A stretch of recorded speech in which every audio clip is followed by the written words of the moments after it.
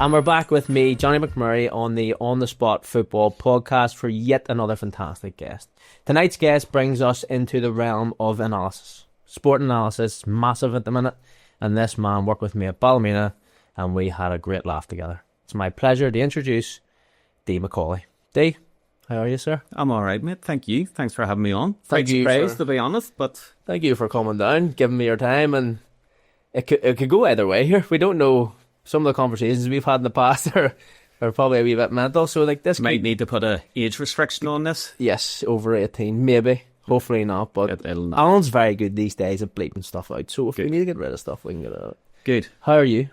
Well, this has started well. Yeah, well. No, I'm doing well, mate. Everything's good. Busy enough. Still, I'm at a club now. I'm at Portadown. Keeping busy there, and family life's pretty good. Just trying to get through every day with a positivity of some note. Good. Well, to be honest, I didn't realise that you were in a Portadown. Niall's probably kept that on the sly for me. I was talking to him over Christmas, but I didn't realise you've moved there after Glenavon. But you've had a host of clubs, which is something that we will dive into. Yeah. And obviously it's an area which we haven't actually spoke about on the club or on the podcast. Sorry. So in terms of that, it's something that I find important, but I would love to know your proper give and take on it. Obviously, it's something that you specialise in, something that you've done for a long time. So before we dive into all that, I kind of want to know how it all began for you and how you got into sport and football, and obviously how analysis became something that you really wanted to focus on. Yeah. I played football at a young age. Probably had a bit of talent. Did well. Didn't look after myself. Probably off the pitch. Probably had a wee bit of a checkered background, a wee bit of a tough upbringing. And living in West Belfast, that can be normal. Mm-hmm. A bit of a tough upbringing, but I struggled in terms of dealing with feelings. So I was playing football and doing well, but when I probably wasn't doing well in football, I got to know about it. Okay. And things were a bit tough at home. My mum and dad probably didn't get on the best, but probably just stayed with each other. And, my dad was a bit of a drinker. And he wasn't able to maybe bring out his feelings properly towards me, how to do things better. And whenever he was drinking a bit, he would give you quite a hard time if you didn't do well. As I say, I think there was talent there. And I went across the water 4 or 5 times, and there was a couple of clubs were really interested in signing, and a couple of issues come up that I couldn't sign. Played Irish League. I was at Crusaders, who were brilliant to me. I was kind of there from 1996, so I think at that time there was still a wee bit of troubles going on. So from me coming where I lived on the Glen Road, which was the top of the Falls Road. Yeah. And you're going right into the Shore Road. And they were brilliant to me. And the people around it and the supporters and all, everything was fantastic. And I was doing well enough. I was starting to train with the first team at 17. And at that time, they were known as the God Squad. Right, okay. Yeah, so you had... As in Crusaders were known as... Yeah, right. Because you had a lot of players, ex-players now, obviously, who had found their way into Christianity. So you'd Baxter Stephen, who's now obviously at Carrick, Roy McDonald, who assistant manager, still hovers around the club, Roy Walker, who was managing the club, Sid Burrows, Glenn Dunlop. So there's a whole host of them that had found God, and they were known as the God Squad. And Right, okay. Whenever they were on the pitch, it was the complete opposite. Now, never swore, you could see they were about to and caught themselves on, but they would have sliced you in half. Yeah, like, okay. They were animals, but fantastic footballers. But as I was starting to get later into my teens, I was struggling mentally and wasn't enjoying my football. I didn't know I was struggling mentally because round about 97, 98, 99, them days, social media, internet, and back in those days, mental health, I think was like unheard of. It's non-existent now. Well, to be fair, I was probably 4 at this stage, so it wouldn't really matter to me at the minute. That's you showing You used to drive my Do you know what I mean? But yes, I would agree completely that it's only probably been the last 8 or 10 years that you've started maybe to hear the word mental health publicly. Yes, and I feel even still now we're miles behind, like miles behind. Oh God, 100%. And, you know, there was a pandemic a few years ago with COVID, and whether you believed in it or not is totally your opinion. It's nothing to do with me. But I believe where we live, there's been a pandemic for years, and it's mental health and suicide. And I genuinely believe we need to be more open and talk about it and get out there and say, listen, I've struggled.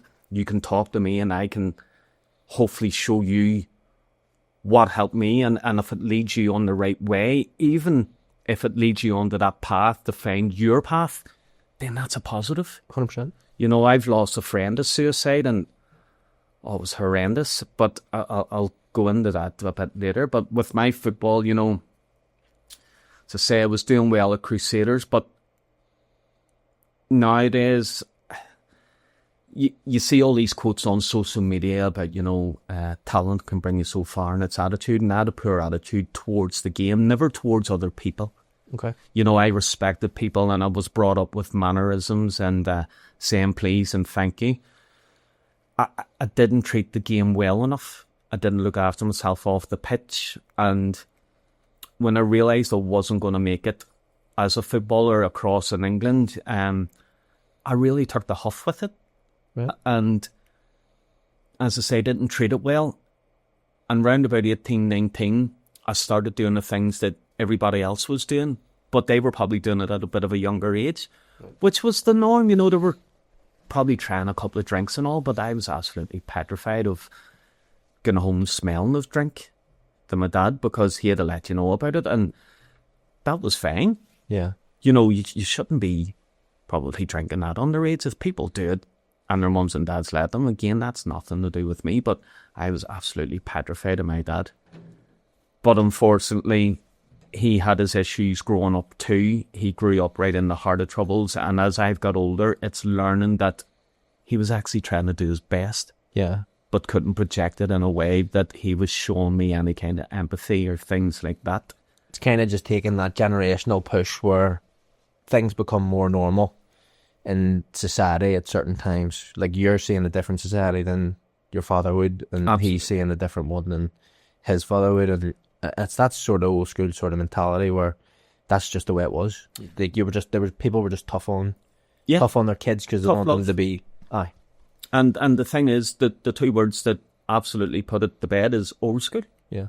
You know, your dad would have come home years ago, absolutely black from working, you know, covered dust, cold, mud, whatever. Quick shower, bite to eat, bath, whatever it was, and would have sat there and smoked 10 cigarettes and had 7 or 8 beer. And that was okay. And that was just the norm. But with my dad, it was 20 cigarettes and a bottle of vodka straight. Right. No mixer. I couldn't, like, I wasn't trying to do that. Like, you'd fill your car up on it.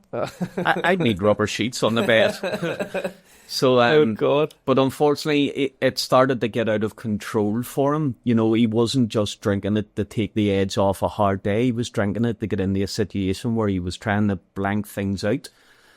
And people were paying for it. You know, him and my mum didn't get on, and my mum ended up severely depressed and spending a lot of time in bed just. Yeah.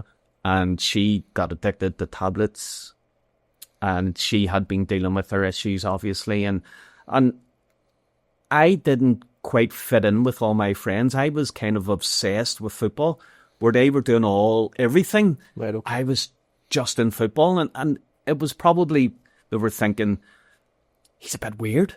Right. Because all he does is kick a ball about. And literally, like, when people were going out and, you know, on their bikes and stuff, I just had a football in my hand. Mm-hmm. But as I get older, I didn't want to make it as a footballer. For me, it was to try and do it for my dad. Right. And that was the wrong reason then, because the enjoyment was starting to go out of it massively.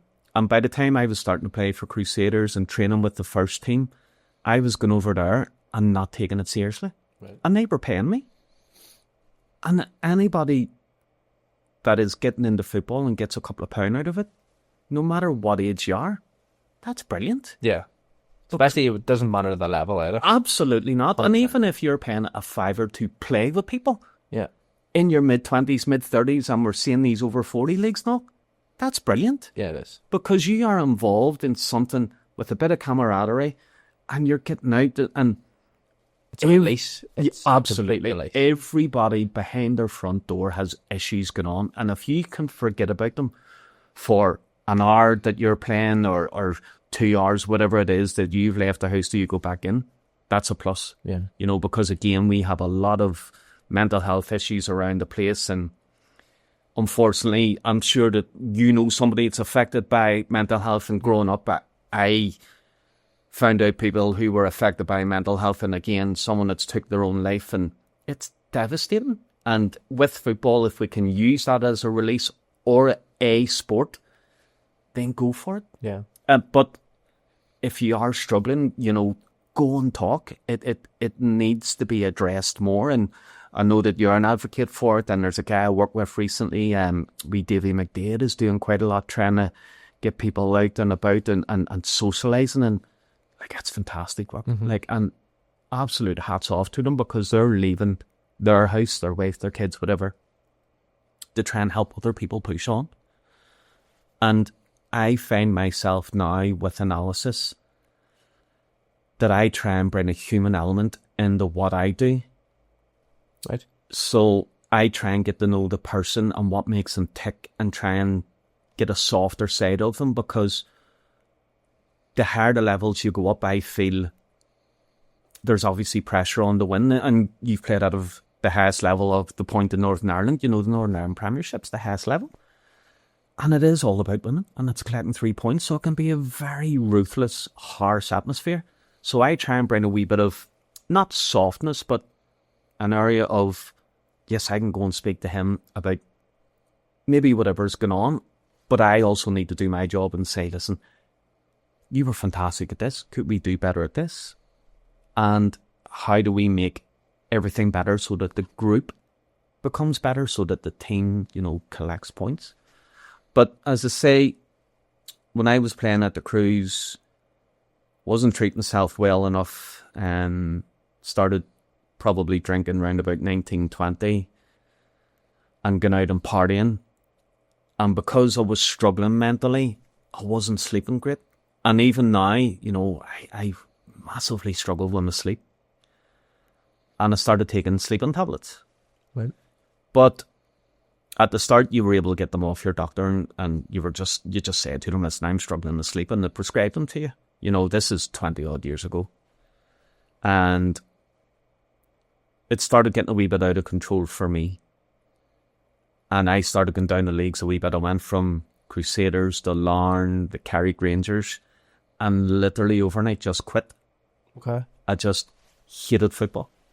And I think it was the mid-20s, round about 24. My last, I played under some great managers. I had Tommy Kincaid at Larne, and I remember him joining in training one night, and he was probably about 5 stone overweight, and he was twisting people inside out. Yeah. Genuinely twisting people inside out. Really good guy, and I turned up there and was expecting him to do things for me when it should be me trying to do things to impress him to get in the team. Went down a wee bit, ended up with Carrick, played under Paul Mooney, and by that time I was still putting in performances, but it was erratic, and I got dropped a couple of games and was sitting going, how is this right? You know, what's wrong with him? But it was me, and I mentally wasn't doing well. And at that stage, whenever that starts to begin and that downfall starts to happen, do you think to yourself that you are potentially the problem to your own demise at this stage, or do you think that it took me too long to work it out and come around to it? Okay. As I say, I was mid-20s, and that would have been 2004. You know, mental health still wasn't known. I didn't know you could actually go to somebody, you know, like a counsellor, and speak about it. I had no idea you could do these things. I thought you went to a doctor and they'd have said there's a few tablets, and I just didn't think that would have worked. I didn't want my friends to know about it, and I definitely didn't want any of my family to know about it. But So how does that affect you though? If your lifestyle starts to begin to change, and you've came away sort of from the football side of things, and you're out partying, say your weekends, and you've got more in touch with sleeping tablets, as you say. What is that like? How different is it, say, potentially having a sort of like an addiction to sleeping tablets than you would than somebody who potentially has one to drink or drugs? I think with sleeping tablets is that I was able to hide it pretty well. You know, if you were getting up the next day and you're a wee bit drowsy, you just say, "Oh, I haven't slept great," and people are going, "Oh, he doesn't sleep." Yeah. But the thing is, with anything, when you start taking them, you get used to them, and then you need to take more to get that 7-8 hour sleep, and then you really start taking them, and then you just start taking them for the sake of taking them. So does it begin to stop working? Yeah, Okay. it does, and it's like anything that whenever you have your first pint, you know, you might feel tipsy, but now it might take 4 or 5. It's the same. Yes, I get you. It's the same with those. But unfortunately, with those, they are playing with your brain. You know, they're trying to put you to sleep. And sometimes I was just taking them for the sake of taking them and keeping myself awake. And I already wasn't in a good place, not realising it. And I got to around about my mid-20s, and I was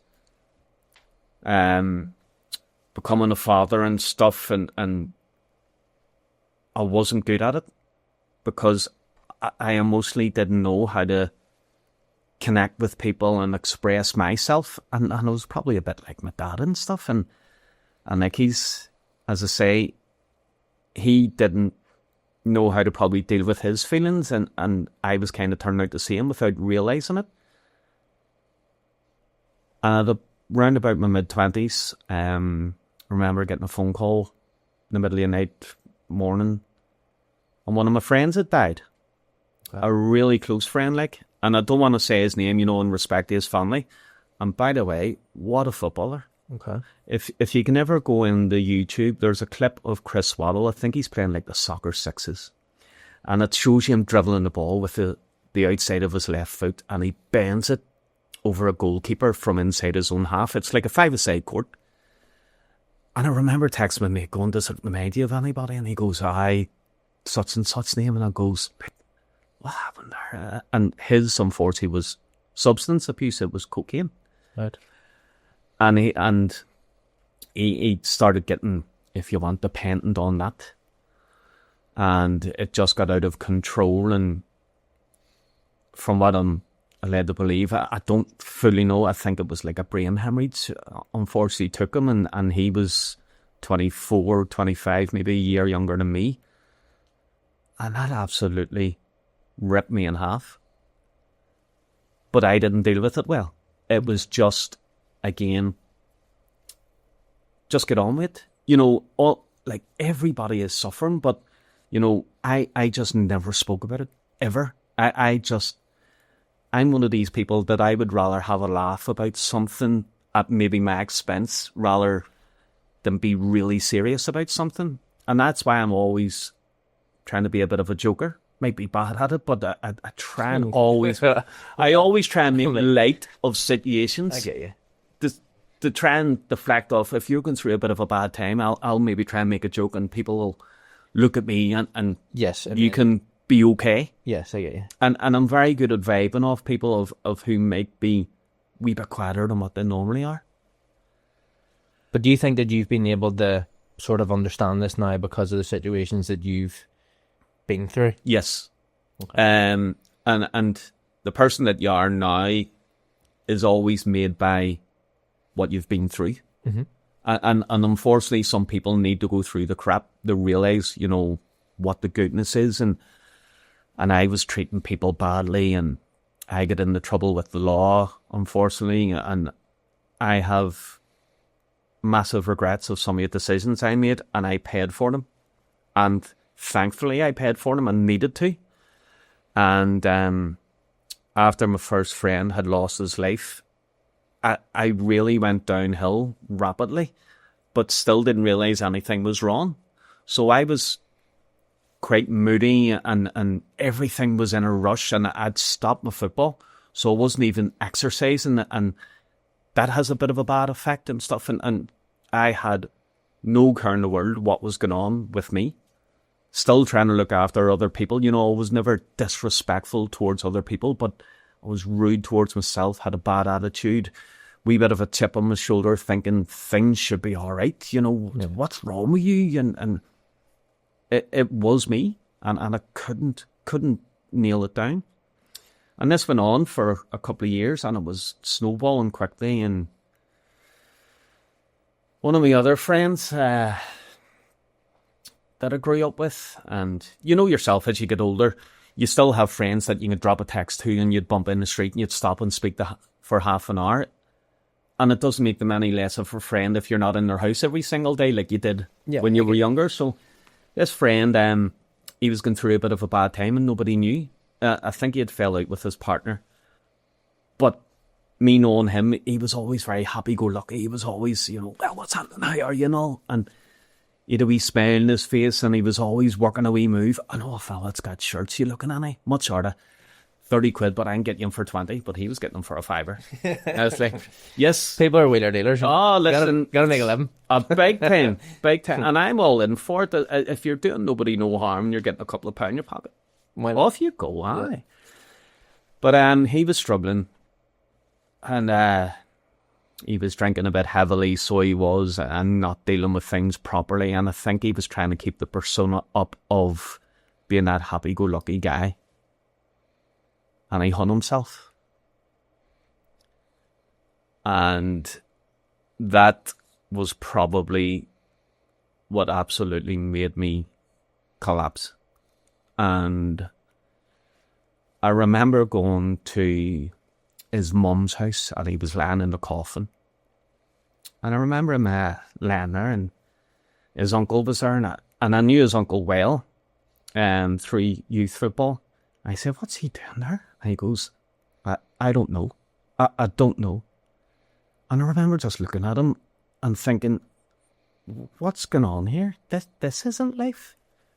You're meant to grow old and kind of keel over from old age. What's going on? But I was massively struggling too, massively, but still not acknowledging it. And I had started a new job by a year or two, and it was a bit of shift work. And with my sleep pattern, not great. Because it was a shift pattern, it completely knocked my sleep. So taking these tablets now was like taking Skittles. Right. And I was taking 30 a day.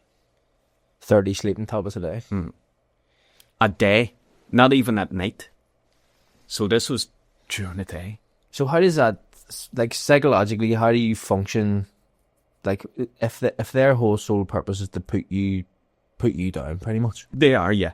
And you're able to just continue on. It was almost like autopilot. It's like driving your car and putting on cruise control and only tapping the brake if you start getting too close to a car in front of you. Apart from that, you're just drifting along. That's the only way that I can describe it. Is it any sort of high? Is that... It was taking my problems away because it was giving you a relaxed sensation to put you asleep. So I was starting to care less about things. But it was affecting everything around me because I was literally just walking about like a zombie, just daft. And as I say, the friend that took his life, he'd been in that coffin.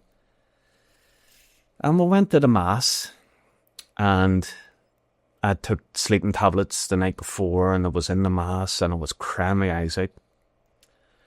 And I was really, really starting to break down, really starting to break down. And at home, I was trying to hide everything, but, she could see. And I try and keep my family life private as well, I've got great backings at home that I'm very grateful for, but she could see, and it wasn't right. And I remember going to the funeral and I was crying my eyes out. And we went to the graveyard, And if you know the way funerals go, the priest speaks a wee bit and you're allowed to go up and pick up a wee small trough or whatever you call them, and you drop a wee bit of muck in. And I dropped the muck in and I was crying my eyes out. And he had a young daughter, and she's, I could be a bit wrong here, but about 3 or 4. And obviously she had no idea what was going on. I remember looking over and she had lifted a wee bit. She was dropping it in as if she was at the beach building a sandcastle. And I just couldn't take at it. And I was just looking at her going, what can I do to protect you? You know, this is so wrong. This is so unfair. And if your daddy's in there, and I'm sitting going, what is going on here? This isn't right. And he was a decent spud, and as I say, he loved a wee bit of mischief, but didn't harm anybody, and he's dead. Like, he's dead, and it's like, why? I remember looking at his older daughter, and she's just standing there, and I could only watch her for like half a second, and she was just pale, and it just looked as though that she wasn't in, if that makes sense. And I'm looking at her going, what can I do for you? And then his partner, ex-partner, whatever way you want to put it, I couldn't even look her in her eye, and I could hear her crying, and I'm going, just please take me off this world. I just can't deal with this, but wasn't saying it out loud. And I actually can visualise now, it was like me looking at that person over there and going, you need to get a hold of him here. He is falling apart. And I had to go to work the next night. I went back to the funeral party afterwards, spoke to a couple of mates, had 1 or 2 drinks, and just went home. But I had to go to work the next night, and I was on night shift, and I took more sleeping tablets that night that took no effect at all. Took a couple of sleeping tablets during the day. Tried to get off work that night, didn't really explain the situation. The boss said, no, we need you in, which was fair enough. Went to work that night, and the place that I was in was running lines. It was a factory, but our line wasn't working. There was work getting done on the machines, so they needed me to go in and help out a wee bit. And it was night shifts, so, you know, during the day, there's a lot of people about, but at night shift, it's more or less like skeleton crew. And so we went in, got a debrief. Manager said, right, this needs done, that needs done, this needs done. Everybody spread out the way you go. So my machine would have been about 50 foot high, about 40 foot wide, and about 25 foot long. So I went up a set of steps, had to brush my hands, sat at this side. As I say, there's a big drop, and there's a rope there. And I'm looking at the rope, and I'm sitting going, put it around your neck. There's a reel, put it around that and throw yourself off, because you'll be doing everybody a favour. And I've heard of people taking their life, and they might have had gambling debts or credit card debts or whatever. And people are saying that dead selfish and all. And I actually thought that I was doing everybody a favour. I actually thought my son was looking at me and going, you're an embarrassment. I actually thought the people at home were looking at me and going, like, why are you not holding it together? You should be. And that's because of what I was used to when I was older. You should just man up. And you shouldn't. You know, you should be open about your feelings, and you should turn around and say to somebody, I need help here. I really need help. And I tied the rope around the reel, and I was holding it in my hand, and I was probably about 45 seconds away from killing myself. And I would have did it like that. And the manager walked up the steps and he goes, what are you doing? And he wasn't kind of, what are you doing? Because he knew of the situation. He was kind of, you're not cleaning up or anything. He was literally just doing his rounds. And I said to him, I'm about to hang myself here. I really need some help. And at that time, I was still a wee bit of a mess in work because I was trying to deflect of how I was feeling. And he looked at me and he just seen that I really needed help. And he just went, right, put your stuff down, let's drive you home.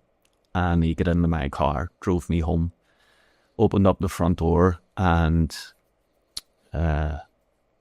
wife opened the front door and just said to me, all right, I just absolutely fell apart in her arms. Like, fell apart. I've never cried so sore in my life, asking, can you please just fix me? Please fix me. I need so much help here. It's frightening. And she says, come on, we'll get you help. Spoke to doctors, went to counsellors, and I'd say for 8 months, every day, it was a war not to hang myself. I had it worked out to a T what to do. I had the belt sitting with the loop already in it, and I would still say to this day, the only thing that stopped me was I didn't have the courage. I had everything worked out.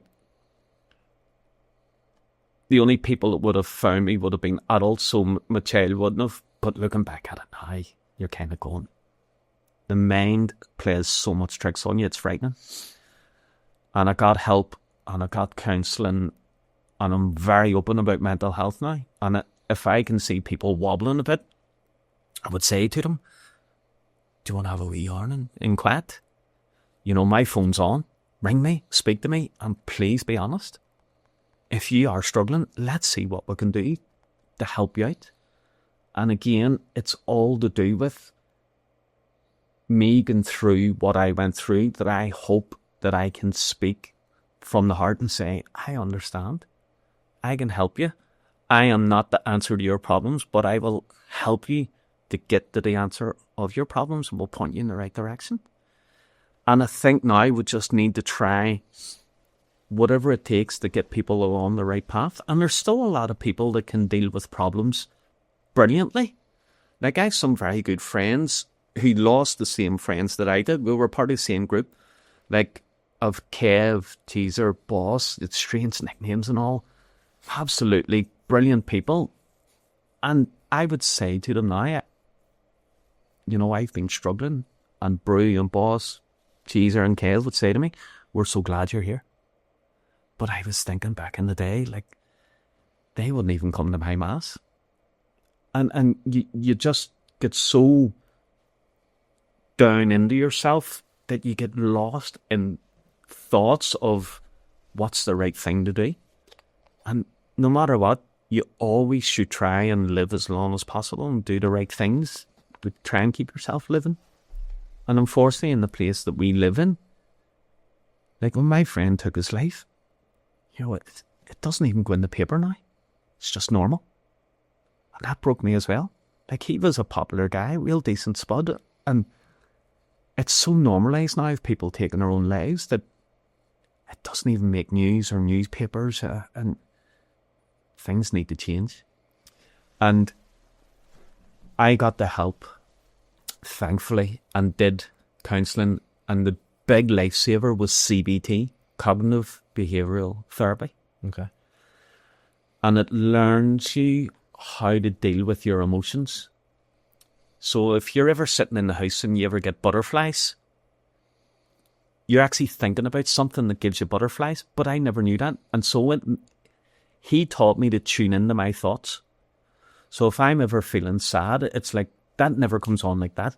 You're thinking about that, but it's at the back of your head. But when you become sad, it's more or less made its way to the front and through you. So I now try to manage myself as much as possible and acknowledge, you know, what emotions and feelings I have. And that CBT helped me. And the wee lad started getting a bit older and asked me to take him to football. I said, right, okay. And by this time, I absolutely detested football. Like, I hated it. I said, yeah, okay. Took him to football, and sure, you know what happens next. Do you fancy coaching, mate? I heard you kick the ball. And it's like, mate, that's awful. And I go, oh, well, we're all... I took him to Aquinas, and like a very well-respected club, and a lot of the parents said, listen, you've played at a higher level than us, off you go on, and you're literally through in. But thankfully, it actually gave me a bit of a bug. Mm-hmm. And I started to enjoy it again, and you're getting out and about. And my wee lad doesn't like football at all now. He turned up to a game one time, and there was parents trying to fight each other on the sideline, and he just said to me, I don't want to do this. And I went to him, I can't blame you. Yeah. They're mental. You know what I mean? And he said, I just don't want to do this. And it's like, right, okay. But I had a wee bit of bug and started getting into my coaching patches. And I worked my way right up to my A licence. And then I started seeing that everything's starting to go computer-based and online. You know, like your All these podcasts and wild, stuff. yeah. You know, it's everything's going on online now. And I started getting into the computer side of things and looking on analysis. And then I was thinking, this could actually help people as well become better people, better footballers. And if you're happy in your life, you'll perform better at what you do. And I tried to bring that with me. And I kind of accidentally fell in the analysis. But then once I got into it, I really engrossed in it. And it's now close to an obsession, but it's a healthy one. Yeah. Well, I mean, it could be far worse. Oh, absolutely. Do you know what I mean? And I get great backings at home.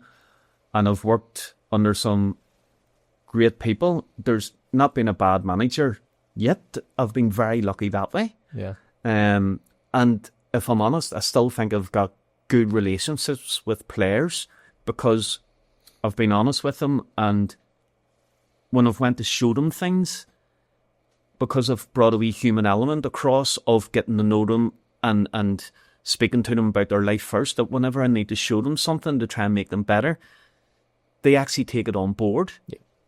Because unfortunately with football, to become better, you need to show people mistakes. And footballers are vain, especially nowadays. And they love to hear how good they are, which is okay. You know, back in the day, if you weren't doing well, you know, there was fisticuffs and all. But nowadays, you go in the change rooms and people are talking about sunbeds and all, and you're kind of going, right, this is mental. Like, what do you mean? So you kind of need to change with the times. Yeah. And I would try and approach them and say to them, I thought you did really well. Now, what the manager was talking about was this, this, and this. Mon will show you. So the next time it doesn't happen, now he doesn't share that, and they're going, brilliant. But I'm trying to show them something negative. Yeah. But because I've tried to spin it, and they're going, right, that'll make me better, and I probably won't get shouted at. They probably will. Then they'll come on board with you. And so then I'm able to start showing them more and more and try and improve them properly, which benefits them, but ultimately, for me, benefits the group. Yeah. And in football, it's all about collecting as many points as possible. Absolutely. Or medals in cup competitions. And mine's may be slightly different, the way that other analysts do it, which is fine. Whatever way works, but I just try and build a wee relationship up with players, with managers, to try and make things better for the group. Where did it start, though? Because obviously you've had this sort of like roller coaster ride coming through, and how you've actually fallen into place where you've decided this is something that's got you back. Football's brought you to a level where it gives you like a spark. So I mean, you've a focus now, and you've something to look forward to Tuesday, Thursday, Saturdays. Do you know what I mean? So what club do you go into? How do you get introduced to a club, and how do you introduce analysis into that club? Or was it always there and you were just given the opportunity to go in to expand on that?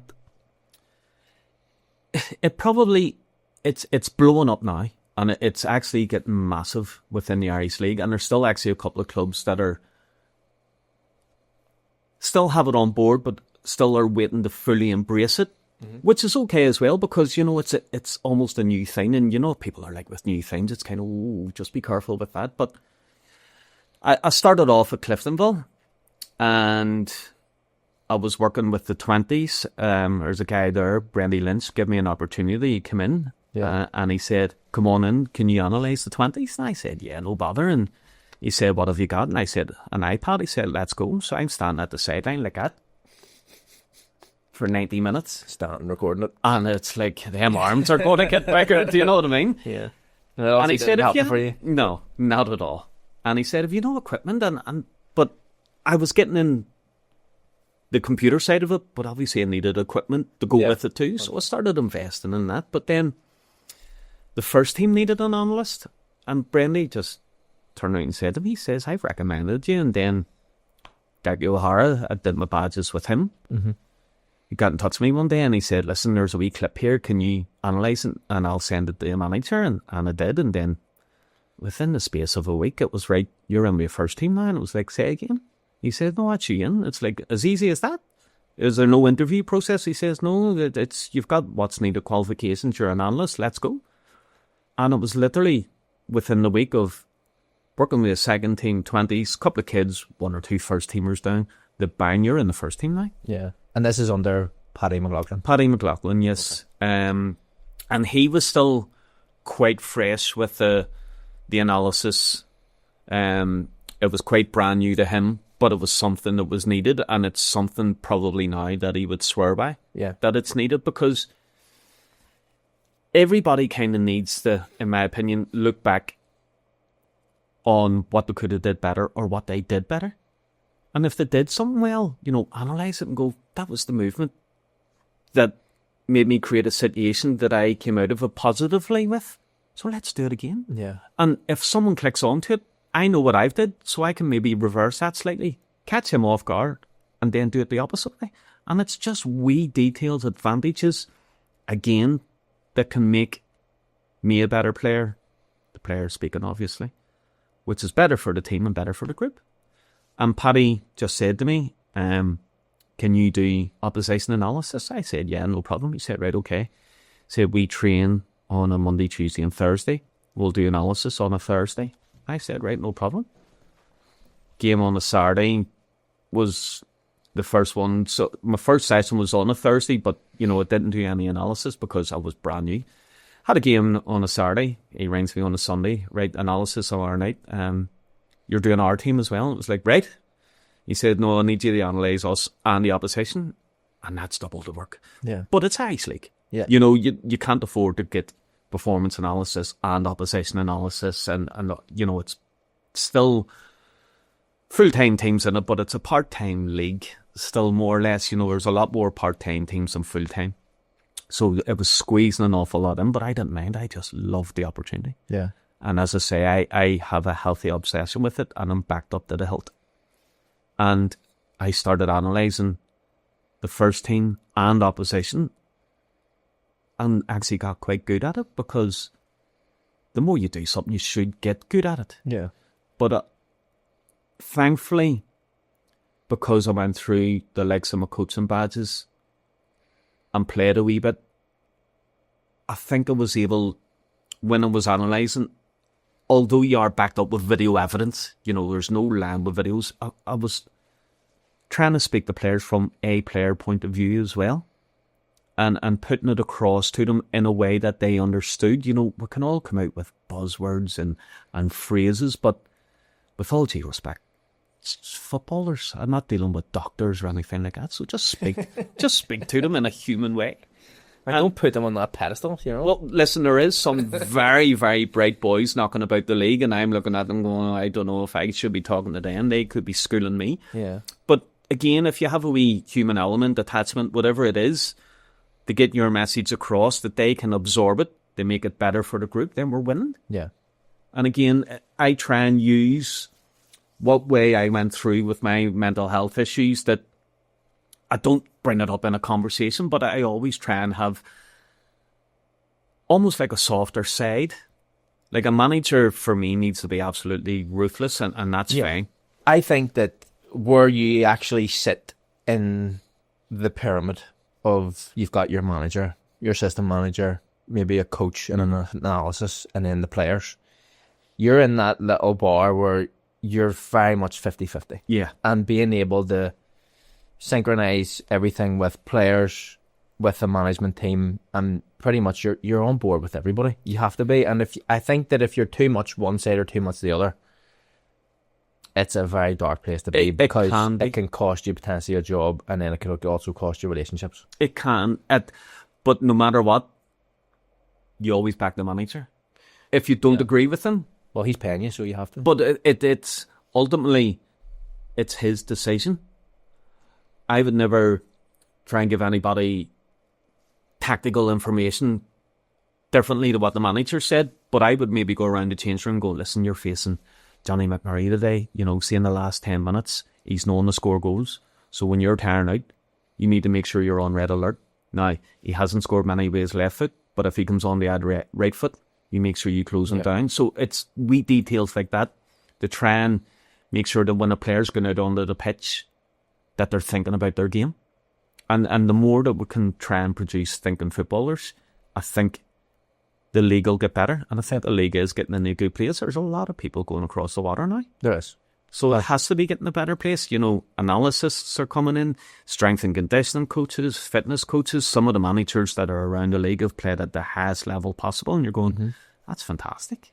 Yeah, it's gearing people up to be successful in England, I think. Yes. Or Scotland. Yeah. Like, making the model more full-time allows people to adapt quicker.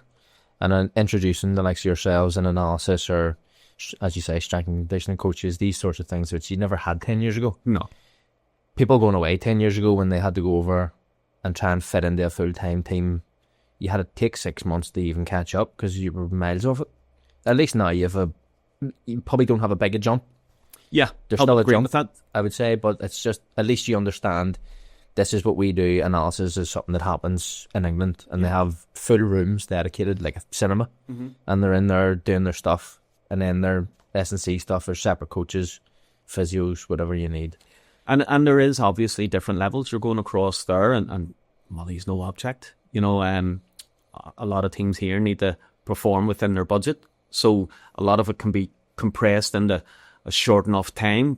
But again, if we can give them the grounding of this is what will happen when you go across, and if we can give you a taste of it, you can deal with it better, so that when they go across, hopefully they stay across. And again, I think the league's in a good place. There's people going across and doing well and staying over there. And that's fantastic. And with the analysis, I will try as much as I can to try and help players become better. And at Cliftonville, we were doing really, really well, had a good group, a good changing room, and nearly won the league at one point. It came down to a point.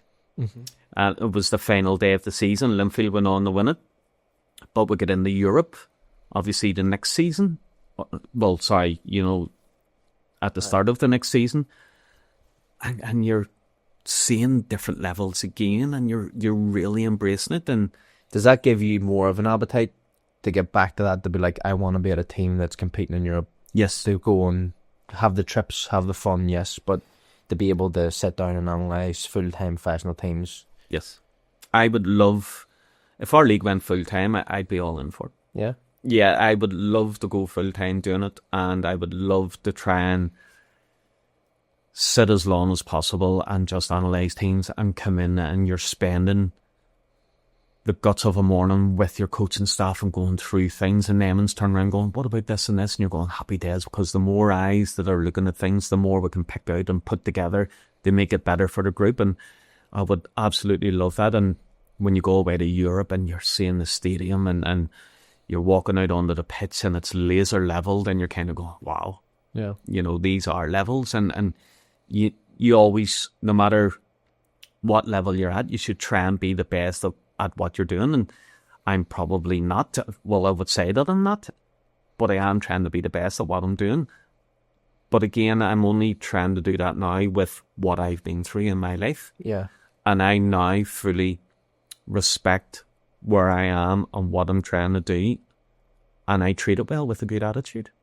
But you've also done it under different management. Yes. So one of the big things that clicked in my mind is when you've been introduced to analysis and you've went in the first team of Cliftonville, Paddy and Decky, you've been given scope to maybe have the freedom and go say, this is what we want you to do, but that's obviously not going to happen at every club. No. And not every club's going to buy into analysis. Maybe they say they will, and they mightn't. How do you deal with situations like that, and how do you know when you're potentially overstepping the mark, or it's potentially not panning out the way that you think it should be, or the stuff that you're actually analysing you feel maybe is potentially not even being used? I don't know if that's happened. This is just, if that was me and I was in that position. It's a difficult one. You try and get to know your manager as well. I would see myself, I try and be on pitch a bit as well, so I can listen to maybe what the manager's saying, what kind of sessions they're doing. So whenever I'm doing analysis on us, you know, I can maybe turn around and go, listen, they were working on this in training and you've kind of did the opposite.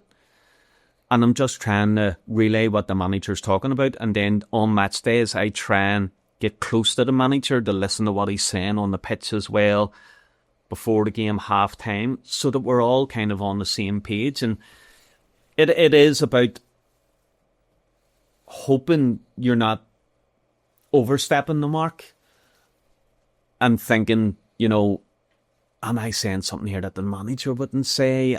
I'm trying to balance it out, but the managers that I've worked with have all been very good to me, and they've turned around and go, no, that's fine. You know, and again, I would never, if a manager wanted to set up a 4-2-3-1, I wouldn't be going, no, don't be worried about him saying that. I always just try and say who the player they might be facing, so that again, it tries to get them thinking about their game, so they go out onto the pitch tuned in to help us get a positive result. I always thoroughly enjoyed the aspect of analysis, and the reason why is, you've touched on it there, it allows you to understand your game. Mm-hmm. And I think where you've touched on the best is saying that footballers don't necessarily like to be told what they're doing wrong. That is a difficult one, and especially nowadays, we all know the world's slightly changing a bit more, and everybody needs more positivity in life, which I'm fine with. Yeah. And my job with analysis probably is showing a lot of negativity, because it is mistakes that when you're losing games, it's kind of, how did he give away that goal? 100%. So I need to project it. I think that it's also in a way where you can't go completely the opposite way, where it has to be positivity.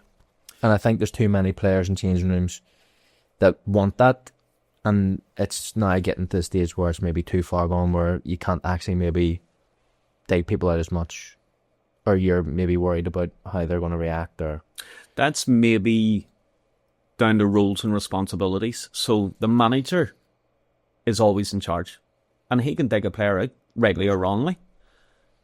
My job is not to dig a player out, because I'm not there to tell him what to do or what not to do, but I'm there to kind of show them that if they've made a mistake, how can they be better at it? Yeah. So I'll never undermine the manager. And again, if he's digging him out, that's not, I don't mean it in a bad way, but that's nothing to do with me, because the manager is the one that it reflects on, and he needs people winning games, and that is just the way it is with the highest level of football in this country so far. And whatever country you're playing in, whatever level you're playing in, the manager is the one that's going to get it in the neck if things aren't working out on the pitch. But my role, I feel, is if I'm watching training or I'm listening to messages from managers, assistant managers, I'll take a wee note of it on my iPad, and when I'm doing analysis, I'll say to them, listen, I heard you saying this is the clip of it, you alright with that? And it's actually getting to the stage now that I'm not necessarily needing to ask them. I'm just showing them. They're going, yep, spot on. Done. Feed it on. Yeah. One of the things I want to speak to you about is you've had like a sort of up and down trajectory with football. Mm-hmm. And what I mean by that is you go into Cliftonville with Paddy, you're challenging. Yep. It starts off very well. Unfortunately, whenever we got to speak to each other and you came and worked for Ballymena, we were dogfight at the bottom of the league. Things were a lot different. Yeah. What's it like being in a situation where your analysis is working, you're getting yourself wins and results, and then all of a sudden you're in a dogfight relegation? It's difficult, it's tough, and it just doesn't seem like the analysis is maybe working. What's working on the pitch, or what's trying to work on the pitch, doesn't actually work. Yeah. And it's difficult, and moods change. Moods can change, you know it yourself, that because I know mine did massively. I started confidence off, brings confidence, and I was in a dark place at times. I know. When I went to Ballymena, I got brought in for the split, and Jim Irvine had rang me and said, listen, need a wee bit of work done. It's like, yeah, no problem. It's thankful for the opportunity. I was just willing to get back in. He said, if it works out, hopefully we'll get you back in next season, and it did work out. But it was in the split, and Ballymena were down around the bottom, and it came to that playoff. But teams aren't winning games because of analysis. No. So, yes, I can maybe turn around and go, is my analysis working or not working? I'm just trying to bring a bit of professionalism in, let people see their game. If I can improve it, happy days. The responsibility still needs to come within. You know, players get across that white line. They make their own decisions. The managers will feed information as well, but ultimately the player will need to take responsibility. So I've went from challenging, getting into Europe, going to Ballymena.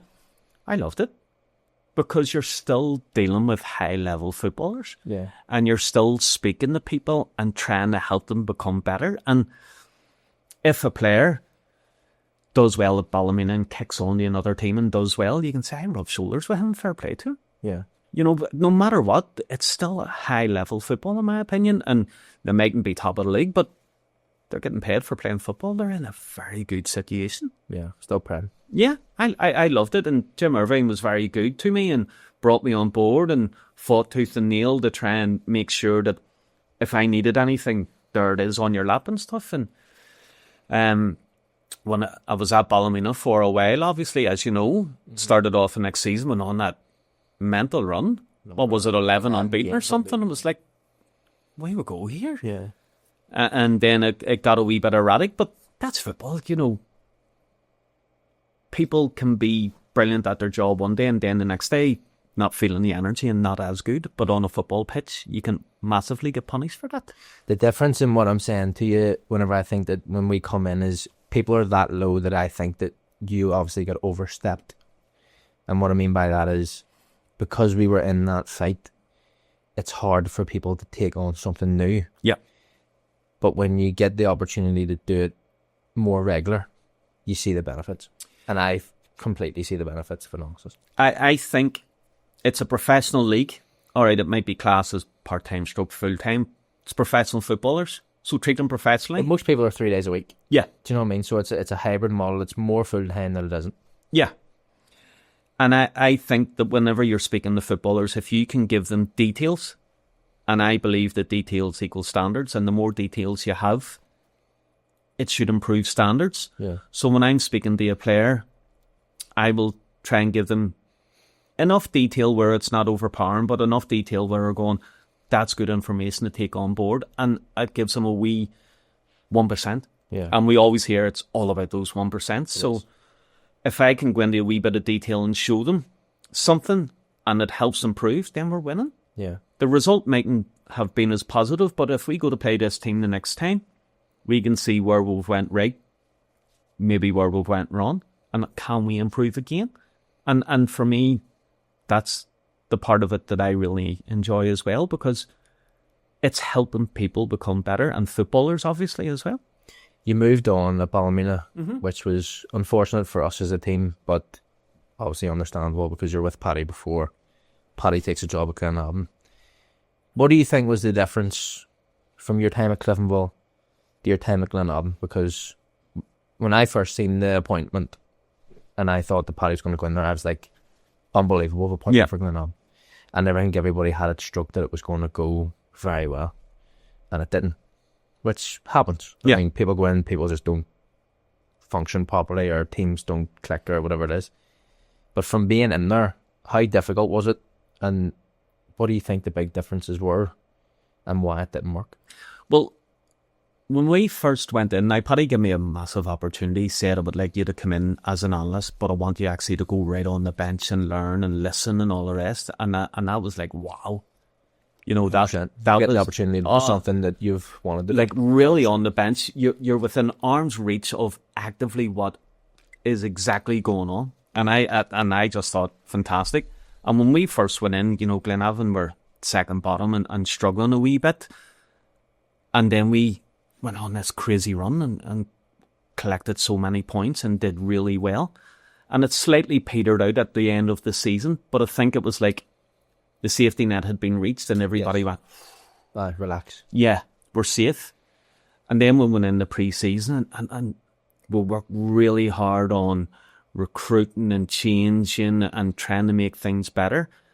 And it just didn't work. Yeah. And you can't just turn around and go, that's what went wrong. It just, we got hampered a wee bit by injuries, but that happens to everybody. But we tried to recruit a young squad, and we were going, right, we'll bed these boys in nice and easy. And you know, in a lot of months' time, these ones are going to do really well. But then few people left, few people get injured, few people weren't getting to the standards that they were of last season, and we had to throw quite a lot in quickly.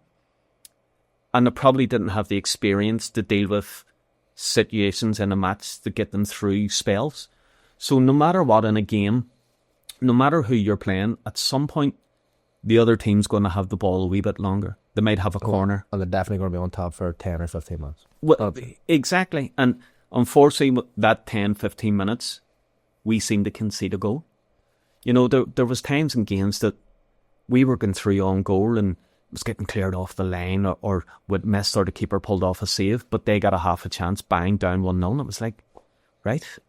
But then that took off like a snowball.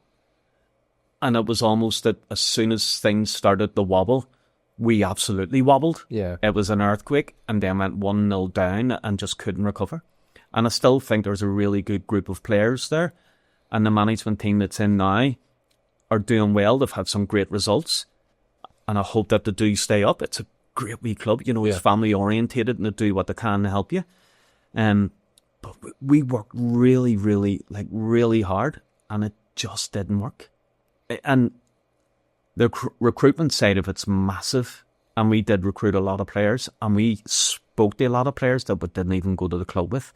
You know yourself, you've been in the league and around the league, and you're still knowing things that some of the money that people were asking, you couldn't even have asked the board. They would have said to you, listen, give us 5 minutes that we'll get it together here. Yeah. To get the courage to tell you to get out. Yeah. You couldn't have went to them. And sometimes then you were phoning so many people and they were asking for mega money. And then when you were speaking to somebody and you're going, we need to get somebody in here. Yeah.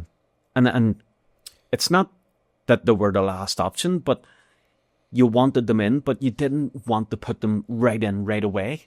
Yes. It was maybe your reserve. We wanted to try and bed them in because, it's some of the players that were coming in were coming up from Championship, and to throw them right in right away, so many of them, was hard. And especially whenever you kind of get into the situation that you're in where you're losing games. Yeah. Because once you get into that rut, and the first year when we came back to Ballymena, I've never fully experienced it, and it's very difficult to get. It is. Like, the mentality changes. It's not like you're beat before you're beat, but there's something in the air. I don't know how to explain it, but once you're in it, you know that, and then you go 1-0 down, you're saying, "Go, how do we get out of this?" And then it's just a snowball. Everything goes against you, as you say, penalties or free kicks or offsides, and you're saying, "Going, come in." But everything, like in life, is almost character building. It is. And going through the rough, hopefully to come out the other side and start going, right, we had moments in this game before, I know how to deal with this now. Yeah. But there was so many that were brand new, and we did have a couple of players that were injured that you turn around now and go, if they were on the pitch, they would make a massive difference. And I don't want to name names and put other people under, and saying you weren't good enough. They are good enough. They're playing high-level football. Yeah. But there was so many that went in at once, and it just seemed as though by the time that they're starting to gel, it's a bit too late. Yeah. We hadn't a couple of wins and we weren't scoring enough goals and we're leaking the odd one in and stuff, and unfortunately it just didn't work out. Yeah. But things do become more positive, and as time goes, people need analysts. Yes. It's not too long before you get a phone call from a very old friend of ours, Niall Curry, and you're back to work. You've been in the last sort of 9-10 weeks and back enjoying it again. Back enjoying it, and I enjoyed my time at Glenavon. It was difficult because you weren't picking up results, but good club, trying to make it better. You did put effort in. Now you're at Portadown and you're getting some good results there. And now, like, a lot of people don't know now, and I never knew, but see a 3:15, 10-3, like, he comes to life. Yeah. Like, he His persona changes. He can get manager then. every last drop out of you. Yeah. And you're walking past them and you're ready to headbutt somebody, and that's not me. And you're kind of going, I'm going out here to kill somebody. I'm going out here to win. And then he's walking past you with a smile and you're going, how's this working out? You've got everybody ready to kill dead things and you're giggling away. And he's very good at it. Yeah. And everybody has their niche. People can go and get a tactics board out and move all sorts of magnets, and you're kind of going, that's class to look at, and he knows what he's talking about. And other people can go up and whisper in your ear and go, you were brilliant the other night. I absolutely love to see you playing. and that gets a reaction. Mm-hmm. And he's found his niche of man management and getting every last drop out of people. Yeah. And some of the results have been fantastic. Some of the performances have been fantastic, and results probably haven't came with the performance, but you're looking going, he's good at what he does here. He's a great manager. He's been in the league, and I think his stats kind of say for themselves, don't they? Like, he's won the championship numerous times. He's got people up. He's got people promoted. He's been around. He's managing at a high level. Players, yeah, and how he's going to do a job for what he's looking. He mightn't be the most technical person in the world, or in the 4-2-3-1s and moving and rotations and all that sort of stuff, but the whatever works for him. The man's there to get results and get people happy, and he knows that if he has a happy squad, he's going to get those results. Whatever works, whatever gets you the 3 points, and he is bought into the analysis, but probably still feeling the ground with it as well, and he's probably making sure that it's not information overload, which is absolutely fair, because Portadown are only training 2 nights a week at the moment. They're needing facilities, so he needs to make sure that the 2 nights he has are on pitch as much as possible. Utilising it as best as yeah, can, because the last thing you need is to be sitting in the analysis room for half an hour, 40 minutes, and you've only an hour and 5 minutes left of training. Yeah. And 20 minutes of that could be a wee warm-up and stuff, so that's the time, even less again. Mm-hmm. So it's trying to make right of the time that he has available to him, and he is. And Portadown is a massive club, and Niall's backing me, and Stevie Hines got me in as well, and they're asking what can be better. You know, I will produce videos and I'll show them things, and they're going, yeah, love that, feed that to the player, and can we do this? And yeah, no bother, I'll work with you as much as possible, but no matter what, Niall's in charge. Yeah. So what I'll try and do during a game is I have an iPad and there's an app on it, and I produce stats on it. And I'll go in at half time and I'll show them the stats of things that are happening in areas of the field. And listen, they can see it. Yeah. But I'll back it up with stats. And for example, there might be final third entries on a right or left hand side, but I'll have exactly how many. And I'll say, listen, the right back's getting a wee bit of a tough time. You might need to double up. Mm-hmm. Or the midfielder might be going too high at times and leaving him isolated, whatever it is. And he might turn around and go, no, I think it is. And it's like, that's fair enough. Whatever you think it is, I'm just letting you know, because at the end of the day, he is in charge. Yeah. But I'm just showing them, you know, the stats, and Niall has bought into it. And there's a stat on, I would count second balls.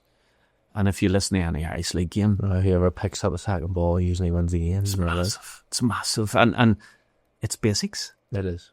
And the basics in football, if you do them well, there's going to be a lot more positive outcomes than there is negative ones. And second balls in the Irish League is enormous. Mm-hmm. You know, because it is a bit of blood and thunder. The ball is in the air a bit, and if you can get control of it as it's coming down and stay in possession, you're going to do well. Yeah. And Niall is all about landing on them seconds. No matter who's in your way, make sure you run over the top of them to get on that second one. It's like, that sums them up. Right on, man. Whatever it takes to win. And one of the biggest examples is that Gary Thompson is literally playing on one knee. You know, he's struggling with a knee injury. But Niall's managing him. And I speaking to Gary the other week, and he says, he saved my career. He signed me to play in the championship, and I'm still going a couple of years later, and he says, I feel brilliant, because Niall's now just managing him. Yeah. So that on a Saturday, he is absolutely ripping down doors, ready to go. Yeah. And that's what it's all about again. He's not flogging him during the week and making him train too hard, and he's turning up on a Saturday like Tin Man. He's fresh. Yeah. And whatever works to make it right, to produce the positive results, who am I to argue? Yeah. And to be fair, I was speaking to Gary weirdly yesterday, because he just had a wee boy, didn't he? He did. So congratulations to Gary. What a man. What a fantastic fella. What a pro. And what an animal the fella is. An absolute animal when he's playing in centre midfield. So. And do you know what? He got injured a couple of weeks ago. One of your boys fell on him accidentally and split his head open. And there's nothing out of it. Yeah. There's no kind of grabbing anybody by a throat. It's bandage milk, get me on. Yeah. And he just gets on it. And it's like, that's a model pro. He does. Well, listen, we'll finish on that because I can't really see a better way out than finishing on Sir Gary Thompson and the birth of his son and him being Absolutely the bull that he is from all those times for me playing with him. But, I mean, it's been an absolute pleasure to obviously have an insight. Thank you for sharing, obviously, your story with us. And as I say, I've really enjoyed the time that I had with you through the analysis. But we finish on hugs. Yes, I'm all right with that. Up you get. I was stiff actually on the gym the other day back room. Oh, What a man. oh, thank you so much. Thank you for having me. Absolute pleasure, sir. Join us next week on the On The Spot Football Podcast for yet another fantastic guest. Guests are coming on from absolutely everywhere. Norway, England, down south. And it's an absolute pleasure to have them in the studio talking. See you soon.